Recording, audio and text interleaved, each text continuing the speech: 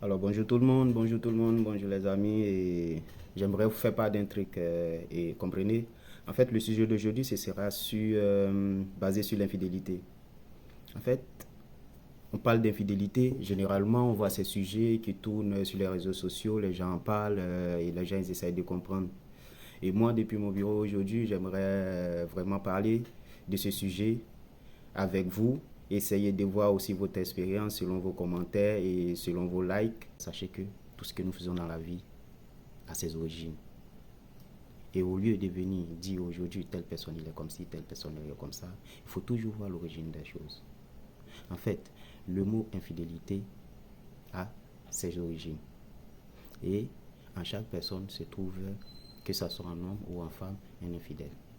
Et cette infidélité commence depuis la date de naissance. Et c'est ce qu'on appelle la présence des signes du zodiaque.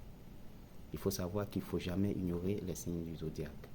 Les signes du zodiaque, dans chaque signe, on peut trouver des infidèles. Et selon tout ça, selon la date de naissance de la personne. Mais avant de continuer ce sujet avec vous, j'aimerais que vous laissiez dans les commentaires, selon vous, quel est le signe du zodiaque le plus infidèle. Et ensemble, dans nos prochaines vidéos, je vous expliquerai comment l'infidélité vient, quelle est l'origine de l'infidélité selon les signes du zodiaque. Donc, avant de juger les gens, il faut d'abord les connaître, connaître ce qui se passe dans leur vie, connaître l'origine de leurs problèmes. Et c'est cette étude-là que moi j'aimerais échanger avec vous selon vos commentaires et plus de likes. On se verra dans la prochaine vidéo et je vous dirai quel est le signe du zodiaque le plus infidèle et comment l'infidélité est en relation avec la date de naissance et les signes du zodiaque. Ensemble, nous allons développer ces expériences. Je vous remercie. À la prochaine, les gars.